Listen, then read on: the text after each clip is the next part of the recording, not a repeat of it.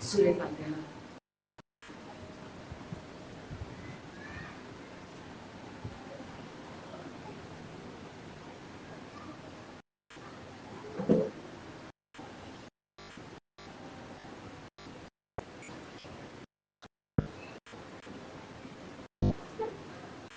أعوذ بالله من الشيطان اللعين الرجيم. بسم الله الرحمن الرحيم. الحمد لله رب العالمين. الصلاة والسلام على أشرف الأنبياء والمرسلين سيدنا ونبينا ومولانا أبي القاسم محمد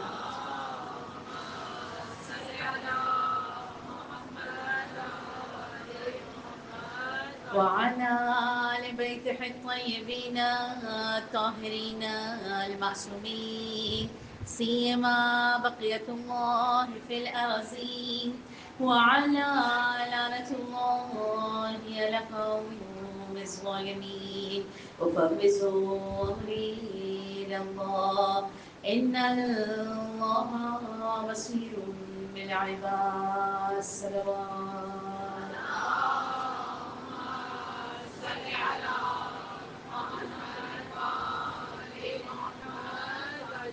أما بعد فقد قال الله تعالى في القرآن المجيد. بسم الله الرحمن الرحيم. إنما يريد الله ليذهب عنكم الرجس أهل البيت ويطهركم. صلوات.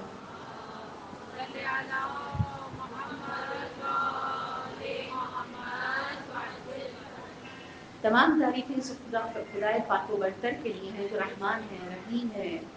مناجات سائلین یعنی سائلوں کی مناجات، سوال کرنے والوں کی مناجات.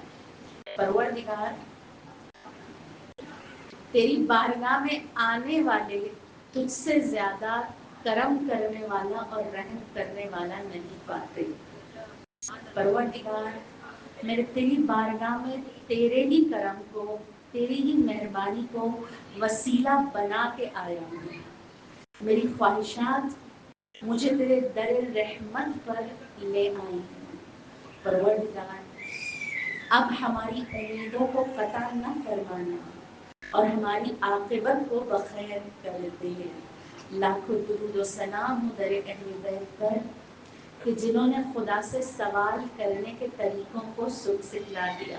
صلوات پڑھیں محمد و آل محمد پر.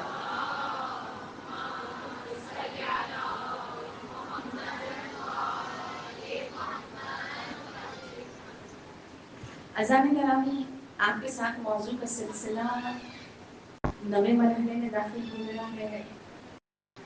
الہی شریعت میں خواتین کا مقام اور رسائی کے ذرائع خدا تک، حجت خدا تک. کل آپ کو بتایا کہ اگر سب سے بلند تر مقام پر عورت کو دیکھنا ہو تو بی بی فاطمہ الزہرا سلام اللہ علیہا کو دیکھنا ہے.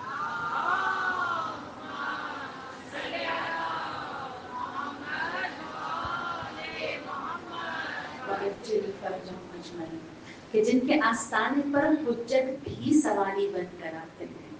علی مرتضیٰ کو ہم پکارتے ہیں تو راحت ملتی ہے. علی مرتضیٰ جسے دیکھتے ہیں، جس کو دیکھ کے علی مرتضیٰ کو راحت ملے، وہ وجود فاطمہ الزہرا ہے. اور جب مولا دربار میں کھڑے ہوئے تھے نا، کہا تم فاطمہ سے گواہی طلب کرتے ہو. اگر تم فاطمہ سے گواہی طلب کرتے ہو اور اسے رد کرتے ہو تو یاد رکھنا کہ فاطمہ کا رد کرنا کفر ہے. یہ مولا کے جملے ہیں. فاطمہ کو رد کرنا کفر ہے. کہا کیوں؟ کہا جس کی طہارت کی گواہی اللہ دے اس کی بات کو رد کرنا کفر ہے. تبھی سمجھ میں آیا بی بی فاطمہ الزہرا دشمن کے مقابل کیوں آئی تھی. اور اگر ہم ان کے اس میں آیات کو دیکھیں نا تو کچھ آیات میں بی بی فاطمہ الزہرا کا وجود اتنا واضح نظر آتا ہے. آپ دیکھیے آیت مباہلہ میں جب ہم دیکھتے ہیں نا بی بی فاطمہ الزہرا کو، نبوت اور امامت کے درمیان میں ایسا نور و اتصال ہے، ایسا نور بلند ہو رہا ہے، ایسا. ہمارے استاد کا جملہ امام حسن، امام حسین، مولا علی، رسول خدا، عیسائی سب کو دیکھ رہے تھے. آج کیا نیا تھا اس مجمع میں جو عیسائی پیچھے ہٹ گئے؟ کہا جب پنجتن کے نور میں نور فاطمہ ملتا ہے تو ایسا نور بلند ہوتا ہے کہ عیسائی پیچھے ہٹ جاتے ہیں، اور سیدہ چادر تطہیر میں داخل ہو جائے تو ایسا نور چمکتا ہے کہ جبرائیل نہیں پہچانتا. یہ ہے بی بی فاطمہ الزہرا کا نور، یہ ہے بی بی فاطمہ الزہرا کی فضیلت. راوی کہتا ہے جب آس بن اوائل رسول خدا بیٹھے ہوئے ہیں، جناب عبداللہ اور جناب رسول خدا کے قاسم، دو بیٹوں کے انتقال ہو جاتا ہے. بہت افسردہ ہے رسول خدا. آس بن اوائل، ابو جہل، یہ سب کھڑے ہیں اور کہتے ہیں یہ پیغام زیادہ دن چلے گا نہیں، یہ نسل زیادہ دن بڑھے گی نہیں. بیٹوں کا انتقال ہو گیا ہے تو اب کچھ ہی عرصے بعد یہ پیغام بھی ختم ہو جائے گا، یہ نسل بھی ختم ہو جائے گی. تو قرآن نے آواز دی ان اعطیناک الکوثر، اے رسول ہم نے آپ کو کوثر عطا کی ہے، فصلی لربک، آپ شکرانے کی نفل پڑھیے، ساتھ کے ساتھ قربانی کیجیے. اچھا قربانی کس چیز کی ہو سکتی ہے؟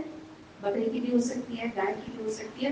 اتنی بڑی نعمت دی ہے نا آپ کو، آپ ونحر کیجیے، آپ کا دشمن ہی بے اولاد رہے گا. آج دیکھیے اللہ نے بیٹی سے نسل چلا کے بتا دیا، نہ پیغام رسالت ختم ہوا نہ نسل نبوت ختم ہوئی.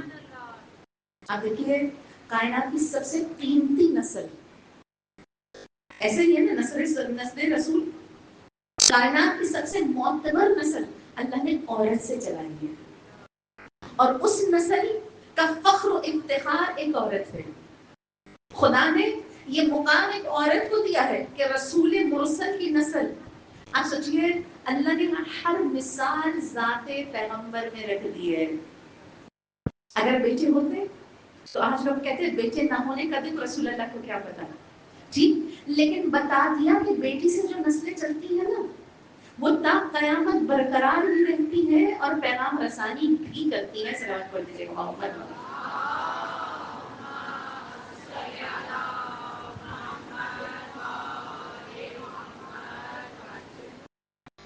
اور احترام،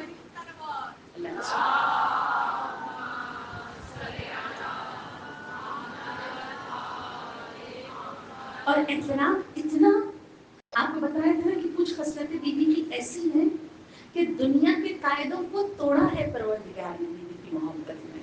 اچھا کل آپ کو ایک بتائی تھی، اور آج آپ دیکھیے جب رسول خدا دنیا سے جانے لگے دروازہ بجا، ٹھیک، بی بی نے آنے کی اجازت نہیں دی آنے والے کو. اب رسول اللہ کا جملہ، اے فاطمہ یہ وہ ہے جو کسی سے اجازت نہیں مانگتا. آپ دیکھیے دنیا میں نبی ہو، وسیع ہو، جو بھی ہو، ملک الموت کسی کی اجازت طلب نہیں کرتا. حد یہ ہے، حد یہ ہے نبی مرسل کے گھر آنے پر بھی اجازت طلب نہیں کرتا. علی مرتضیٰ کے پاس آنے پر بھی اجازت. کائنات میں صرف ایک دروازہ ہے اور وہ عورت کا دروازہ ہے. دیکھیے فخر کی بات ہے یا نہیں ہے؟ فخر کی بات ہے کہ کائنات میں فقط ایک دروازہ ہے کہ جس پر آ کر ملک الموت نے دروازہ بجا کے پوچھا ہے. اور رسول خدا بیان فرماتے ہیں اے بیٹی اب وہ آیا ہے کہ جو کسی سے اجازت نہیں مانگتا ہے، لیکن تمہاری عزت و حرمت خدا کی بارگاہ میں اتنی ہے کہ اس نے تم سے پوچھا ہے. سوچئے اللہم صل علی محمد و آل محمد.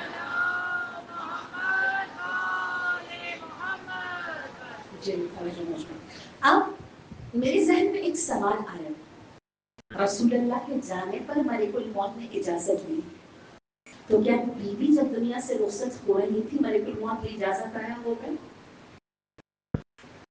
ہے یا نہیں؟ میں اس کے متعلق روایتیں تلاش کرتی رہی کہ آیا بیوی کے پاس ملک الموت کیسے آیا. آپ یقین کریں مجھے اہل سنت کی کتاب میں ملی اور بعد میں روح البیان میں مل گئی، لیکن پہلی جو روایت ملی وہ اہل سنت کی کتاب آل رسول پیر سید خضر چشتی، ان کی کتاب ہے آل رسول کے نام سے. وہ لکھتے ہیں کہ جب بیوی کا وقت آخر آیا، ملک الموت نے اجازت چاہی، بیوی نے اجازت نہیں دی. کہا بیوی نے اس امر کو قبول نہیں کیا کہ ملک الموت میری روح قبض کرے. اب اہل سنت کی کتاب ہے. کہا پھر خدا نے خود بیوی کی روح قبض کی ہے، کیونکہ خدا فاطمہ الزہرا کی کوئی بھی بات رد نہیں کرتا. یہ مقام یا خدا نے فاطمہ الزہرا کو دیا ہے یا حسین ابن علی کو دیا ہے. سوچئے کہ پروردگار، اب اہل سنت کی کتاب ہے کہ پروردگار نے یہ مقام سیدہ طاہرہ کو دیا ہے، یعنی کائنات میں سب سے پہلا شخص جس کی روح نکالتے وقت اس کا اذن لیا گیا، اس نے منع کیا گیا تو منع ہو گئے. اور پھر روح کس نے لی؟ رب کریم کی ذات نے. ایک سلام پر دیجیے محمد والے محمد.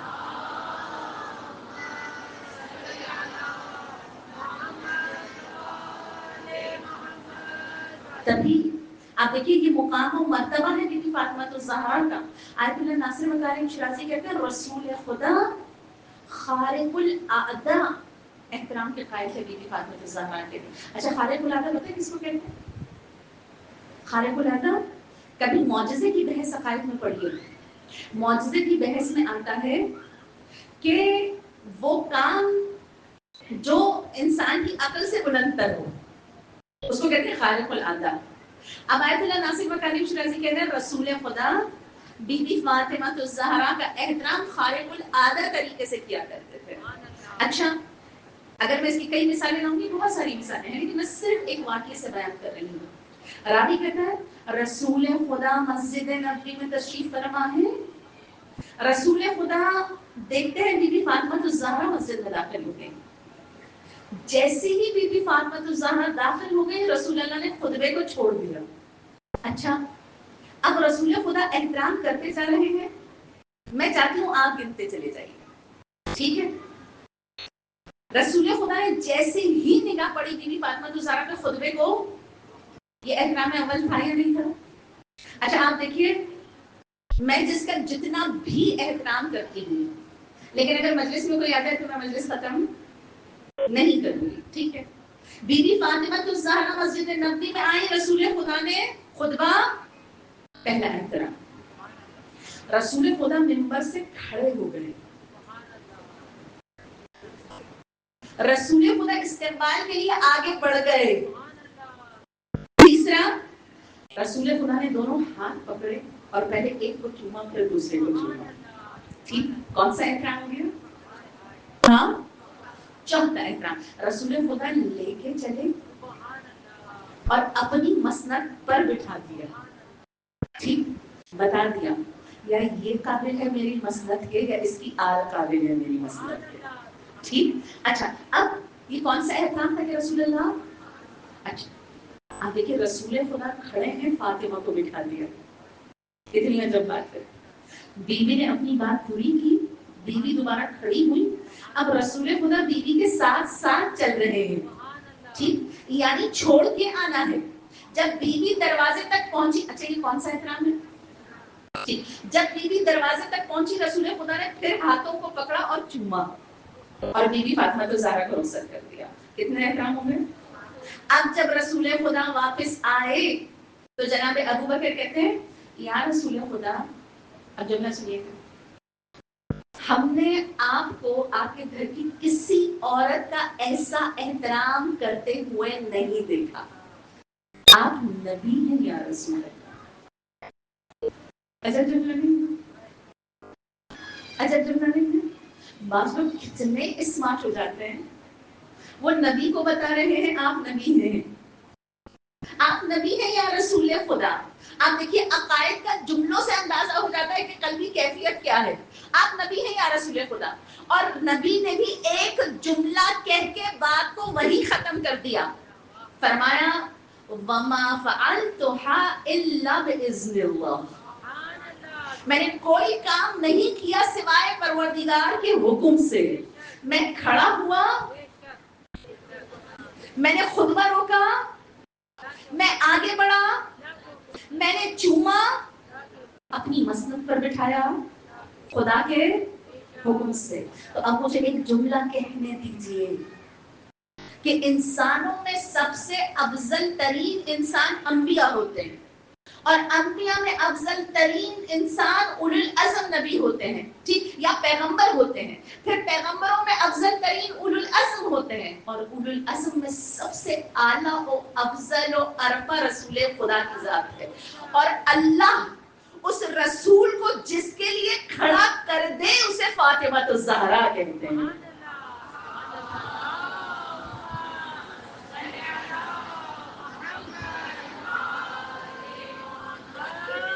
اللہ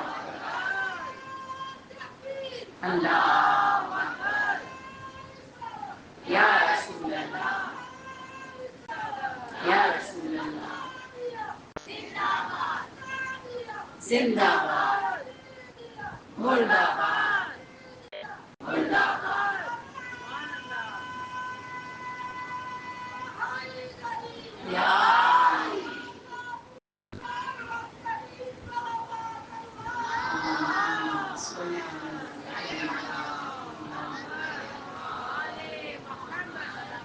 یہ ہے خدا کی بارگاہ میں عورت کا مقام، یہ ہے خدا کی بارگاہ میں. رسول خدا کہتے ہیں میں نہیں کھڑا ہوا، اللہ نے حکم دیا تھا کہ میں کھڑا ہو جاؤں.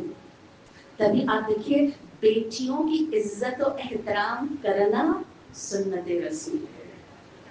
بیٹیوں کی عزت کرنا سنت رسول ہے. ارشاد فرمایا اگر کوئی 3 بیٹیوں کی پرورش کرے، کس طرح؟ 2 شرائط کے ساتھ. اچھا آپ کہتے ہیں نا یہ حدیث لوگ اکثر آدھی پڑھ دیتے ہیں، جو 3 بیٹیوں کی پرورش کرے اس پر جنت واجب ہے. نہیں، 2 شرائط کے ساتھ واجب ہے. جو 3 بیٹیوں کی پرورش کرے اس طرح کہ اس کے ساتھ بہترین برتاؤ کرے، حسن برتاؤ کرے. ٹھیک، پرورش تو سب کرتے ہیں لیکن حسن پرورش ہونا چاہیے، جو اچھے برتاؤ کے ساتھ بیٹیوں کو بڑا کرے، ایک بات، اور دوسری اخلاقی اور معاشرتی تربیت اس کو دیں. میں نے کہا تھا نا تعلیم سے اہم تربیت ہے. ٹھیک، تعلیم کی کمی کو تربیت پوری کر دیتی ہے، لیکن تربیت کی کمی کو تعلیم پورا. ٹھیک، تو تعلیم کے ساتھ ساتھ کیا ہونا چاہیے؟ تربیت. فرمایا اگر کوئی معاشرے کے حساب سے تربیت کرے، اخلاق کے حساب سے تربیت کرے، یہ 2 شرائط کے ساتھ اگر کوئی بیٹیوں کی تربیت کرتا ہے اس پر جنت واجب ہے. ٹھیک، اچھا اب شاید بعض صحابیوں کی 2 بیٹیاں ہوں گی. ٹھیک، فوراً سے کہا یا رسول اللہ 2 والوں کے لیے یہ معاملہ ہے. آپ نے فرمایا جو 2 بیٹیوں کی پرورش کریں روز قیامت میں اور وہ یوں کر کے ہوں گے. جو 2 بیٹیوں کی تربیت کرے، پرورش کرے، روز قیامت میں اور وہ یوں کر کے ہوں گے. آپ اٹھا کے دیکھیے گا اس جملے کا مطلب عقائد میں، محشر کی ہولناکی میں کس کو کہتے ہیں. کہنا بہت آسان ہے، کہنا بہت آسان ہے، لیکن جب محشر کے مراحل میں تو علامہ ہلی کا وہ ایک جملہ ہی پڑھ کے کانپ جاتی ہوں کہ صرف محشر کی انٹری 300 سال کی ہے، قبر سے نکلنے میں محشر تک جانا 300 سال. 300 سال اتنا خوفناک ہے کہ مردے نکلنے کے لیے تیار ہی نہیں ہوں گے. فرشتے دھکے دے رہے ہوں گے نکلو، لیکن وہ کہیں گے نہیں ہمیں نہیں جانا. اتنا خوفناک جگہ کون جائے؟ یہ آگ والی قبر ہی ٹھیک ہے، یہ بچھو والی قبر ہی ٹھیک ہے. اب اتنے خوفناک ماحول میں سوچئے یہ ہے محشر کی ہولناکی. انشاءاللہ کبھی موقع ملا اگلا اشرا محشر پہ رکھیں گے. ٹھیک، آپ سوچئے کیا ہے محشر. رسول خدا بیان فرماتے ہیں 2 بیٹیوں کی بہت اچھے سے پرورش کی روز محشر میں اور وہ. اب جس کی 1 بیٹی تھی اب وہ کھڑا ہو گیا یا رسول خدا یہ بینیفٹ 1 والی کو ملیں گے. اب رسول خدا ارشاد فرماتے ہیں اگر کوئی، اچھا یہاں پر ایک ایڈیشن بھی کر دیا فرمایا اگر کوئی بہن کی پرورش، بہن کی ذمہ داری قبول کرے، اچھے سے قبول کرے، ایک بہن، اگر کوئی ایک بیٹی اس کی ذمہ داری اچھے سے قبول کرے، وہ ایک بہن ایک بیٹی اس کے لیے جہنم سے ڈھال بننے کے لیے کافی ہے۔ آپ سوچئے اس طرح کے جملے لڑکوں کی پرورش کے لیے نہیں، کتنی محبت کرتا ہے اللہ عورت سے۔ پھر ہم معاشرتی طور پہ دیکھیں، عورت کو عیاری سے جوڑنا، عورت کو مکاری سے جوڑنا، عورت کو سیاست سے جوڑنا۔ آپ دیکھیں آج کیا دکھایا جا رہا ہے میڈیا پر، یہی ہے کہ نہیں ہے؟ یا مکاری جہاں ایکسٹریم ہوتی ہے عورت کو دکھاتے ہیں، عیاری جہاں ایکسٹریم ہے وہاں عورت کو دکھا رہے ہیں، جہاں سیاست ہے، جہاں فریب ہے وہاں عورت کو دکھا رہے ہیں۔ کہا یہ دنیا کا رنگ ہے، یہ دنیا کے تحائف ہیں جو دنیا عورت کو دے رہی ہے، یہ اللہ کا مقام ہے جو اللہ نے عورت کو دیا ہے۔ کہا ایک بہن، ایک بہن اگر کوئی اللہ کے لیے اس کو رکھتا ہے، اس کی پرورش کرتا ہے یا اس کو پالتا ہے، خدا ایک بہن کے بدلے، ایک بیٹی کے بدلے ہے جہنم کے خلاف وہ ایک بہن اور بیٹی ڈھال بن جائے گی۔ ایک صلوات پڑھی محمد والی۔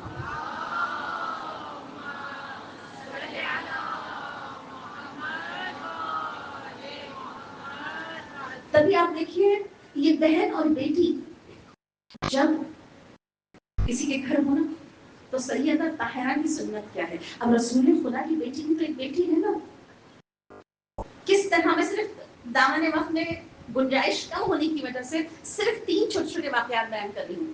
بی بی فاطمہ الزہرا بیٹی کے طور پر کیسی ہے؟ ٹھیک، نمبر 1، راوی کہتا ہے جنگ خندق ہے،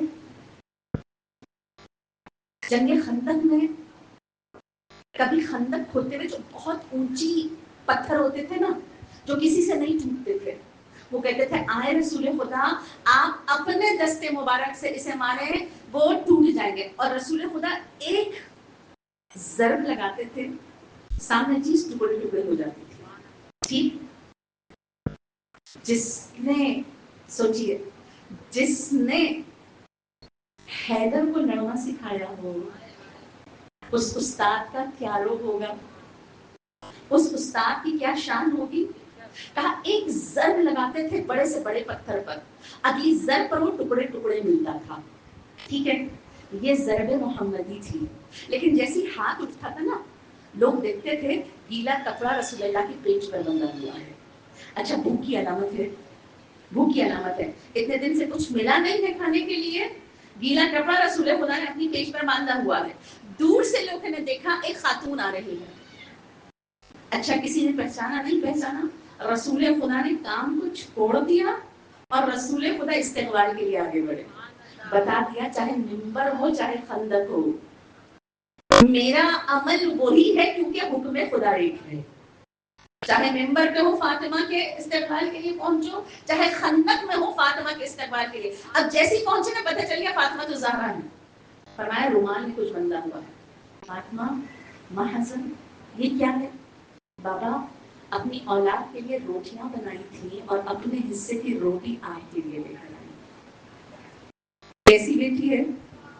اپنے گھر کے بھی پاپے ہیں، لیکن بابا اپنی اولاد کو میں نے کھلا دی لیکن اپنی روٹی مجھ سے کھائی نہیں جا رہی تھی، پتہ نہیں میرے بابا نے کھائی ہو یا میرے بابا نے نہیں کھائی ہو۔ اب ایک نوالا رسول بی بی فاطمہ کو دیتے ہیں اور ایک نوالا اپنے منہ میں ڈالتے ہیں، اور یہ کہتے ہوئے ڈالتے ہیں فاطمہ یہ 3 دنوں میں پہلا نوالا ہے جو تمہارے باپ کی پیٹ میں جا رہا ہے۔ کتنی محبت ہے باپ سے، کتنا احساس ہے اپنے باپ کا۔ یہ فاطمہ الزہرا سلام اللہ علیہا، ایک صلوات پڑھی محمد والے محمد پر۔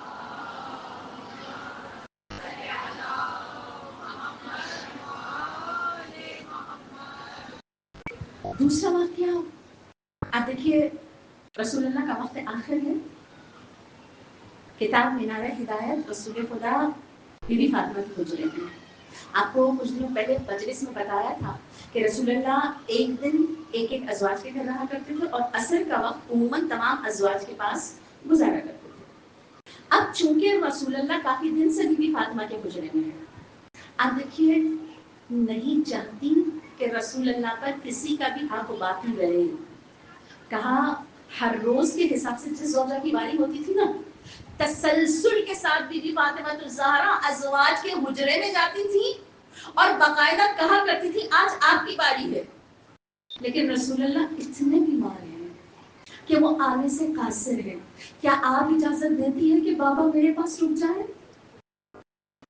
آپ دیکھیے وہ گھنٹوں کی ایک وہ ہے نا، وہ بھی رسول اللہ پر نہ رہے کہ اس کی اجازت بیٹی نے بیوی سے نہ لے لی ہو. کہا آپ اجازت دیتی ہیں کہ بابا یہ گھنٹے میرے پاس گزار لیں، کیونکہ آنا ان کے لیے بہت مشکل ہے. یہاں پر رسول اللہ کی ازواج کہتی تھی ہم نے اجازت دی، وہ جہاں پر سکون سے ہیں ہم اسی میں خوش ہیں. تیسرا واقعہ، رسول خدا ایک جنگ سے واپس آ رہے ہیں. اس جنگ سے واپسی پر، اچھا رسول خدا کی ایک عادت تھی، رسول خدا جب بھی کسی جنگ سے آتے تھے نا، جنگ نہیں کسی بھی سفر سے واپس آتے تھے، سب سے پہلا دروازہ جو رسول خدا کھٹکھٹاتے تھے وہ در فاطمہ ہوتا تھا. اور جب کسی کام سے شہر کے لیے نکلتے تھے تو سب سے آخری دروازہ جس سے مل کے جاتے تھے وہ بی بی فاطمہ الزہرا کا دروازہ تھا. ٹھیک، جاتے ہوئے سب سے آخری میں بیٹی کا چہرہ ہو، آتے ہوئے سب سے پہلے بیٹی کا چہرہ میری نگاہ کے سامنے ہو. کہا رسول خدا جیسی گھر میں داخل ہوئے نا، دیکھا پردے لٹک رہے ہیں. اچھا اس سے پہلے پردے نہیں تھے. بیوی نے ایک بریسلیٹ یا گلو بند، اچھا بہت کچھ جگہ میں نے بریسلیٹ دیکھا اور کچھ جگہ میں نے گلو بند دیکھا، کہ ایک گلو بند ہے جو بیوی کے گلے میں ہے اور پردے لٹک رہے ہیں. کہا رسول خدا نے جیسی دیکھے فرمایا فاطمہ یہ چیزیں حرام نہیں ہیں، مگر ہم اہل بیت کو اللہ نے رہبر بنا کے بھیجا ہے اور رہبر سادگی کی زندگی گزارتا ہے.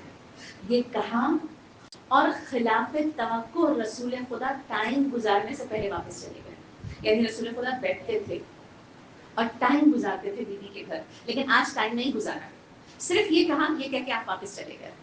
اچھا ابھی رسول خدا گئے نہیں تھے کہ بیوی نے تمام پردے اور گلوبند اتارا، ایک کپڑے میں بند کیا اور جناب سلمان کو بلایا، جائیے چچا سلمان میرے بابا سے کہیے اسے راہ خدا میں خیرات کرتے ہیں. اور جیسے ہی رسول خدا کے پاس گیا نا، سلمان لے کے وہ پوٹلی لے کے گئے. رسول خدا نے کھولا اور مسکرا کے کہا قربان جاؤں میں اس بیٹی پر جو میرے آنکھ کے اشاروں کو سمجھتی ہے. کیسی بیٹی ہے؟ کیسی بیٹی ہے؟ جو باپ کے اشارے کو جانتی ہے، جو باپ کے اشاروں کو دیکھنے والی ہے. تو بی بی فاطمہ الزہرا نے کیا سکھایا؟ بی بی فاطمہ الزہرا نے اسوہ دیا. اچھا آج میں دیکھتی ہوں میڈیا جو ڈال رہا ہے نا، میں بیٹی ہوں تو مجھے ملنا ہی چاہیے، میں بیٹی ہوں تو میرے حقوق ہی ہیں، میں بیٹی ہوں تو میرے لیے ہونا ہی چاہیے. ٹھیک ہونا ہی چاہیے. بیوی تو اس کی الٹ سکھا کے گئی ہے، میں بیٹی ہوں تو مجھے کرنا ہی چاہیے، میں بیٹی ہوں تو مجھے دینا ہی آنا چاہیے. کیوں؟ کسی نے چھٹے امام سے پوچھا، آپ دیکھیں چھٹے امام سے کسی نے پوچھا مولا خدا کی بارگاہ میں افضل ترین ایمان کس کو کہتے ہیں یا کس کا ہے؟ افضل ترین ایمان کس کا ہے؟ فرمایا اس کا ہے جس کو دینا آتا ہو. سوچیے ایمان کی افضل ترین حیثیت کیا ہے؟ وہ جو دینا جانتا ہو، نہ کہ صرف لینا جانتا ہو. جو لینا لینا لینا کرے نا، وہ کس کی اتباع کرتا ہے؟ آپ دیکھیے میرا میرا میرا یہ سب سے پہلے ابلیس نے کیا تھا.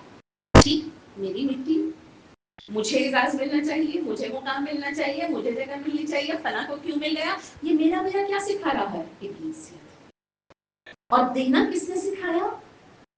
درے اہل بیت نے. ہمیں اللہ نے کیوں خلق کیا؟ اگر میں آپ سے پوچھوں ہماری خلقت کا مین مقصد کیا ہے، کیا جواب دیں گے؟ قرب خدا. اللہ نے اپنے قرب کے لیے خلق کیا.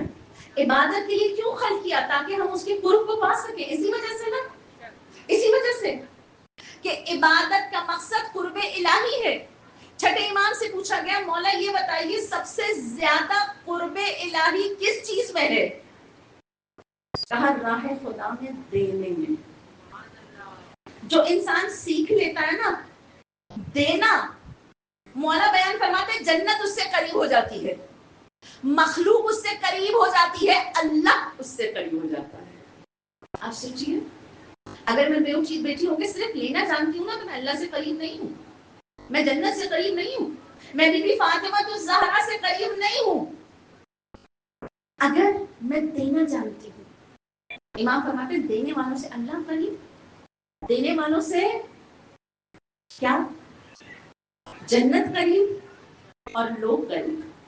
کہا مولا جو دینا نہیں جانتے، کہا ان سے اللہ دور، ان سے جنت دور، ان سے جنت قریب، جہنم قریب. ٹھیک یہ چھٹے امام ارشاد فرما رہے. کہا جو دینا نہیں جانتے نا ان سے جہنم بہت زیادہ قریب ہے، ان سے اللہ دور ہے، ان سے جنت دور ہے. اور پھر ماں باپ جیسی شخصیت، ماں باپ سے محبت اس وجہ سے نہیں کہ وہ ہم سے محبت کرتے ہیں. کتنے ماں باپ ایسے ہیں، اچھا آج کل یہ کیسز زیادہ ہو گئے ہیں کہ ماں باپ بھی اولاد کے ساتھ وہ محبت والا رویہ نہیں رکھ رہے ہیں. ٹھیک اچھا اگر بالفرض نہ رکھیں، ویسے تو میں آپ کو ایک روایت بتاتی جاؤں کہ کبھی اولاد آنکھ ہوتی ہے اور کبھی ماں باپ آنکھ ہوتے ہیں. ٹھیک کبھی ماں باپ بھی آنکھ ہو جاتے ہیں، اپنی اولاد کے جو حقوق کو ادا نہ کریں، اولاد صالح ہو، اولاد خیر ہے لیکن ماں باپ نہیں کر پا رہے، ماں باپ اس کو دھتکار رہے ہیں، ماں باپ اس کو جھٹلا رہے ہیں. کہا وہاں پہ اللہ ماں باپ کو آنکھ کر دیتا ہے.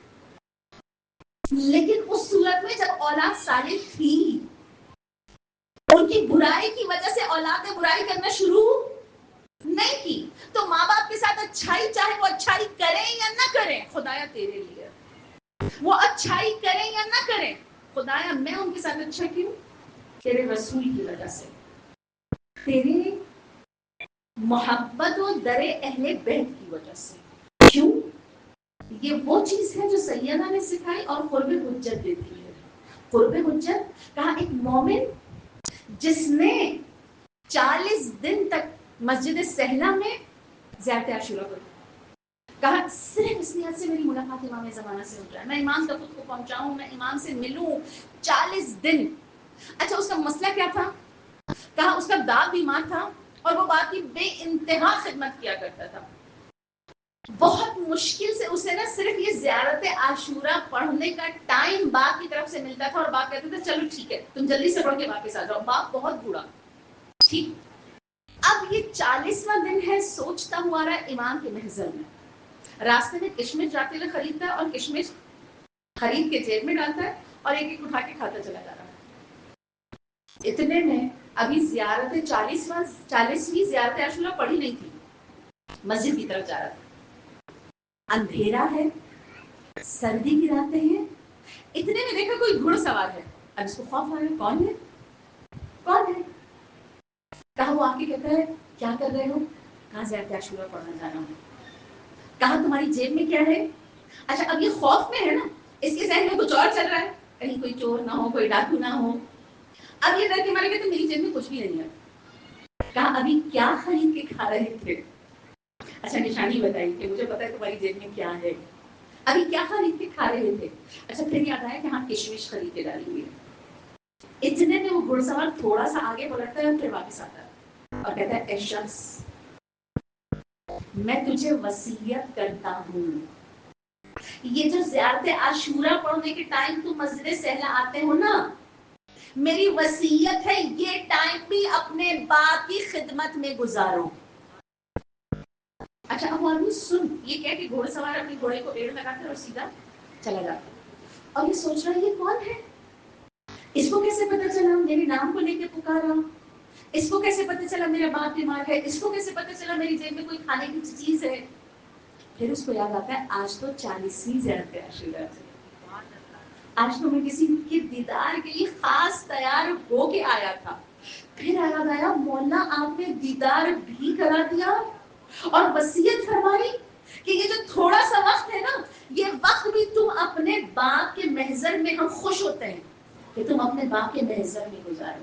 اور یہ خصلت ہمیں ماں باپ کی خدمت کیسے پہنچائے گی؟ اچھا، جن کے ماں باپ ہیں ان کے لیے تو گولڈن موقع ہے.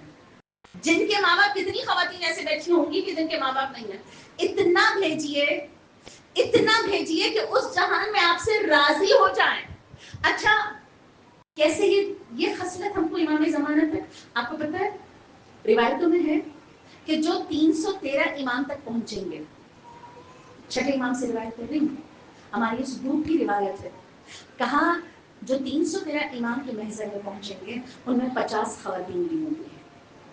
دیکھیے اللہ نے خواتین کا کوٹا کہیں پر بھی بند نہیں کیا ہے، وہاں پر بھی 313 میں اللہ نے 50 کمانڈر خواتین کو رکھا ہے. اچھا، یہ 313 عام نہیں ہے، یہ کمانڈرز ہیں.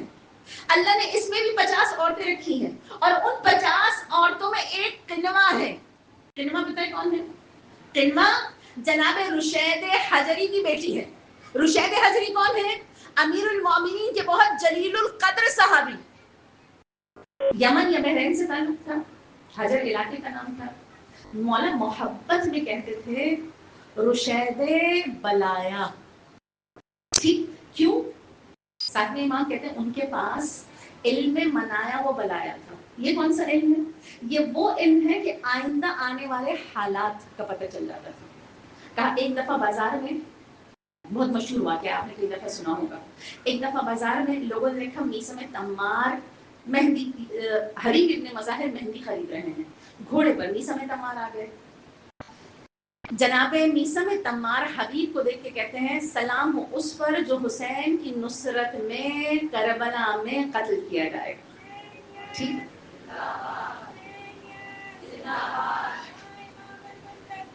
الاجل الاجل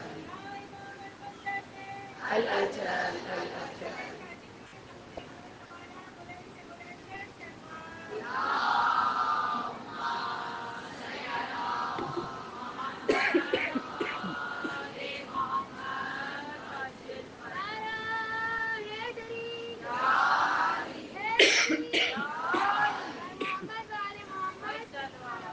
اللہم صل علی محمد.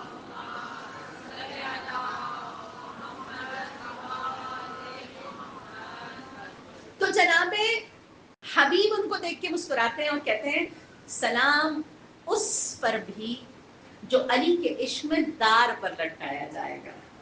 اچھا، لوگ حیرت سے دونوں کو دیکھ رہے ہیں، کہتے ہیں دونوں کی طبیعت ٹھیک ہے، عجیب و غریب قسم کی باتیں کر رہے ہیں، مستقبل کی پیشن گوئیاں دے رہے ہیں، کیا عجیب باتیں کر رہے ہیں. دونوں چلے گئے، اتنے میں بازار میں رشید آ گئے. ٹھیک، لوگ کہتے ہیں کیا ہوا، کس بارے میں چہمہ گوئیاں ہو رہی ہیں؟ کہا دو دیوانے تھے.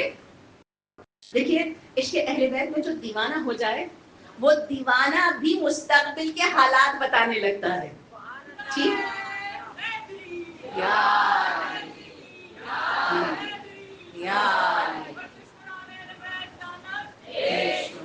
کہا دو دیوانے تھے جو مستقبل کے حالات بتا رہے تھے.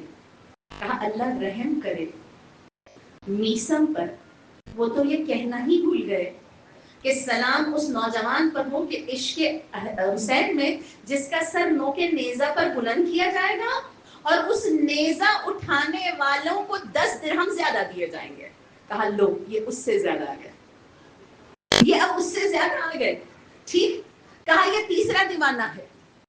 اور مولا نے پوچھا تھا اے رشید یہ بتا. اچھا، بہت سارے واقعات ہیں جناب رشید حجری کے، حجری کے، آپ تاریخ اٹھا کے دیکھیے گا، لیکن بس میں مختصر بیان کری ہوں کیونکہ مجھے جناب قنوہ کے بارے میں بیان کرنا ہے.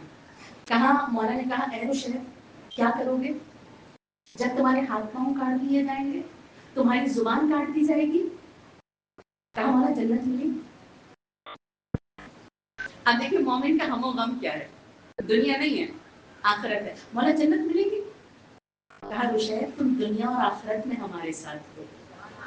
اچھا، اہل بیت کا ساتھ تو چاہے دنیا میں ہو جنت ہے، چاہے آخرت میں ہو جنت ہے یا نہیں، بلکہ جنت کا اعلیٰ درجہ ہے. کہا مولا جنت ملے گی؟ فرمایا تم دنیا اور آخرت میں ہمارے ساتھ ہوگی.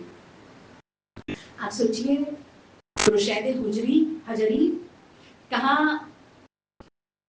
زیاد نے بلایا، ہاتھ پاؤں کاٹ دیے، کہا تمہارے مولا نے کیا کہا تھا تمہارے بارے میں؟ کہا مولا نے کہا تھا ہاتھ پاؤں زبان سب کاٹ دیے جائیں گے۔ کہا تمہارے مولا کو معذاللہ یہاں پر میں ثابت کروں گا کہ ان کی بات غلط تھی۔ کہا کیسے؟ کہا ہاتھ پاؤں تو کاٹ دوں گا، زبان چھوڑ دوں گا۔ ٹھیک، اب ہاتھ پاؤں کاٹ دیے اور زبان کو چھوڑ دیا۔ بیٹی آئی، بیٹی نے پہلے ہاتھ پاؤں کو اٹھایا، پھر باپ کے جسم کو اٹھا کے گھر لے کر گئی۔ راوی کہتا ہے اتنی خدمت کی ہے باپ کی، اتنی خدمت کی ہے۔ باپ کہتا تھا بیٹا لکھ لو مستقبل کے حالات جو میں بتا رہا ہوں کہ کیا ہونے والا ہے۔ کہا رشید اہل بیت کے حالات، اہل بیت کے فضائل بیان کرتے چلے جاتے تھے۔ اب جیسے ہی پتہ چلا کہ رشید کی زبان بھی کام کرنا شروع ہو گئی ہے، ہاتھ پاؤں تو اہل بیت کے لیے کام کر ہی رہے تھے، اب زبان سے بھی اہل بیت کی شدت سے کام لے رہے ہیں، فضائل بیان کر رہے ہیں، حالات بتا رہے ہیں۔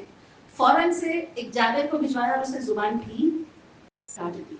لیکن قنوہ نے کوئی اثر نہیں چھوڑی باپ کی خدمت۔ کہا اس باپ کی خدمت کے سرے میں قنوہ جب امام زمانہ آئیں گے تو تمہیں ایمان کے لشکر میں شامل کیا جائے گا، کیونکہ ماں باپ کی خدمت کا صلہ زندگی کا اختتام نہیں ہے، زندگی کو دوبارہ زندہ کرنا ہے۔ اور یہ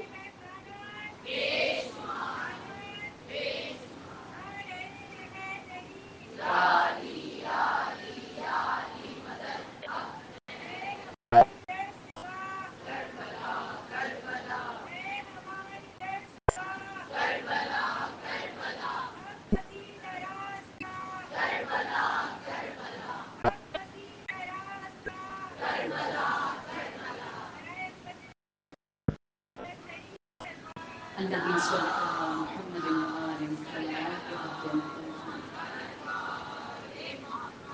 کیونکہ دینا سیدہ نے سکھایا ہے، اور اگر ماں باپ کو دیا جائے تو اتنی افضل دینا ہے جس سے خدا خوش، جس سے رسالت خوش، جس سے سیدہ خوش۔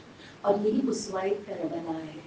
آپ دیکھیے کربلا کی بیویوں نے کیا سکھایا، جو سب سے قیمتی چیزیں تھی نا، سب سے قیمتی چیزیں وہ راہ حسین نے قربان کر دی۔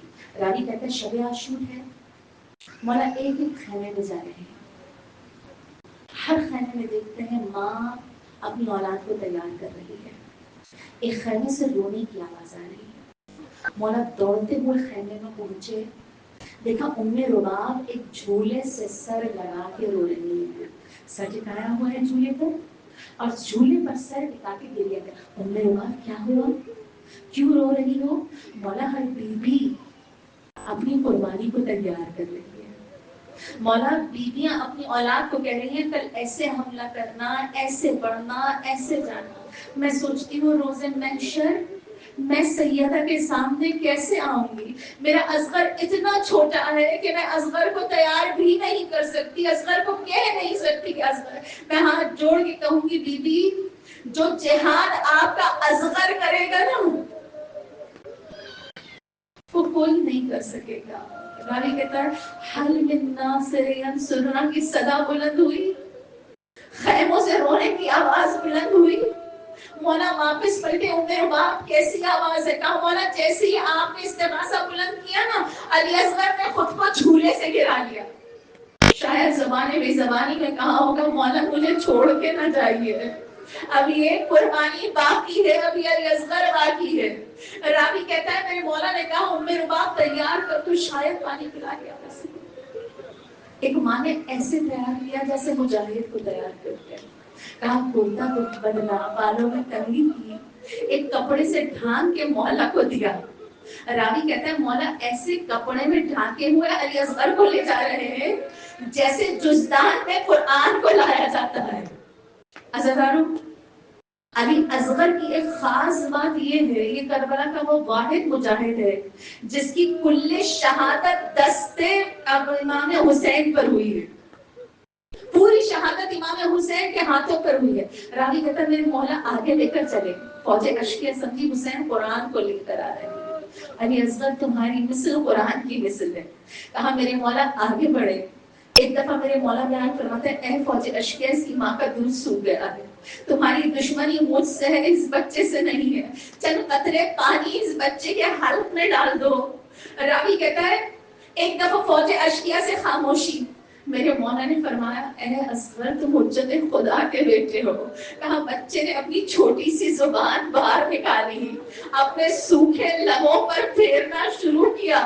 کہا فوج اشکیا میں رونے کی آوازیں بلند ہو گئی۔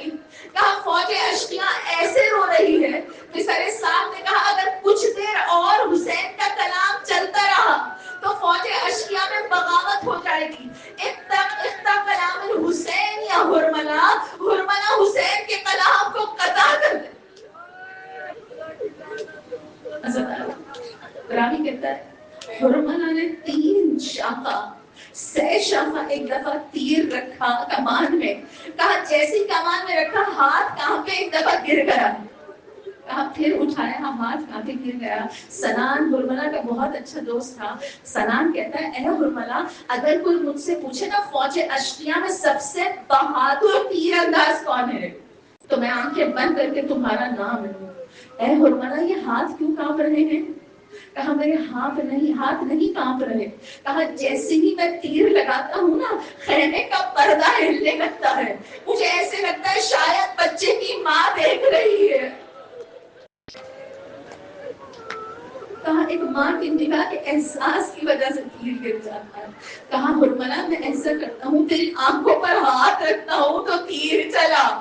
سنان نے ہاتھ رکھا، ہرملا نے تیر چلایا، وہ تیر ایسے نکلا کہ علی اصغر کے ایک کان سے ہوتا ہوا دوسرے کان کو ایسے زخمی کیا کہ امام حسین کے ہاتھ میں بچہ منقلب ہو گیا، امام حسین کا دست خون سے بھر گیا۔ حضرت میرے مولا نے چاہا علی اصغر کا خون آسمان کی طرف اچھال دے، ندائی مولا میری طرف نہ پھینکیے گا، اگر خون علی اصغر میری طرف آ گیا کبھی پانی نہ برسے گا۔ مولا نے چاہا خون علی اصغر کو زمین پر گرا دے، کہا مولا میری طرف نہ پھینکیے گا، اگر یہ خون نہر مجھ پر آ گیا کبھی سبزہ نہ آئے گا۔ بعض روایتوں میں میرے مولا نے خون علی اصغر کو چہرے پر مل لیا، اے نانا روزے محشر حسین اسی حالت میں، روزے محشر حسین اسی حالت میں داخل ہو گئے۔ عزیزارو راوی کہتا ہے میرے مولا نے چاہا کہ تیر کو نکال لیں، لیکن جیسے ہی تیر کو پکڑا نا میرے مولا نے علی اصغر شدت سے تڑپنے لگے۔ میرے مولا نے قریب کیا، کہا علی اصغر میں جانتا ہوں بہت تکلیف ہو رہی ہے، لیکن علی اصغر تو عباس کا بھتیجا ہے، تو علی اکبر کا بھائی ہے، میرے کرار کا پوتا ہے، اے علی اصغر صبر کرنا۔ میرے مولا نے علی اصغر کے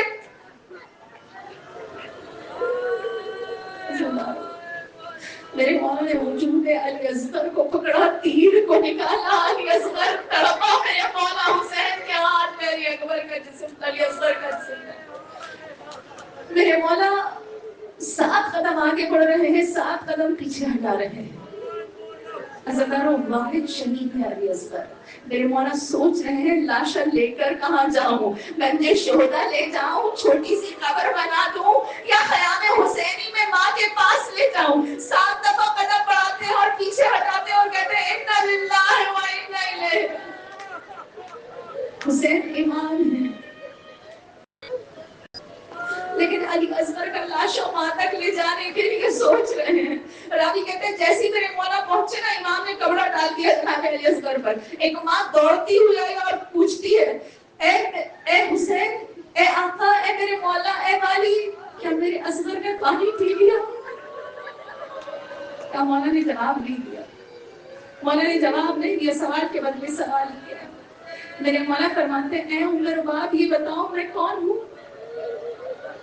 کہا آپ میرے مولا ہیں، آپ میرے آقا ہیں، آپ میرے امام ہیں۔ کہا میں جو بولوں مانو گی؟ کہا مولا کیوں نہیں؟ مولا نے علی اصغر کے وجود سے کپڑا ہٹایا اور کہا ام رباب صبر کرنا۔ کہا ام رباب نے جیسے ہی علی اصغر کو دیکھا گود میں لیتے ہوئے فقط ایک جملہ کہا مولا اتنے بھی نہر ہوتے ہیں۔ علی اصغر تجھے مارا نہیں گیا، تجھے نہر کیا گیا ہے، لیکن تیار نہیں ہوتے. پھر مولا ننے سے علی اصغر کو جناب عمر رباب کی گود میں دیکھ کے خیام حسین کے پیچھے لے جاتے ہیں. مولا نے ایک ننھی سی قبر بنائی, 11 محرم آئی. ازادار راوی کہتا ہے کہ سرسار کہتا ہے تمام سر پورے ہیں فقط ایک سر کم ہے. کسی نے کہا میں نے خیام حسین کے پیچھے حسین کو کچھ دفناتے دیکھا ہے. 50 نیزہ کربلائیوں کو بھیجا گیا جو زمین میں نیزہ چبوتے چلے جا رہے تھے. ازادار و سکینہ اور ام رباب یہ منظر دیکھ رہے ہیں. میرا دل کہتا ہے وہ نیزہ زمین پر نہیں چبھتا ہوگا, کلیجہ ام رباب پر چبھتا ہوگا. ہر کلیجے پر, ہر چبھنے پر ام رباب کہتی ہوگی بارے لحاظ کر کی خیر. لیکن ازاداروں لوگوں نے دیکھا ایک نیزے پر ننھا سا ستارہ بلند ہو گیا. شبر نے ایک ہاتھ سے بچے کو پکڑا, دوسری ہاتھ سے تلوار نکالی اور ام رباب کا منظر دیکھ لی.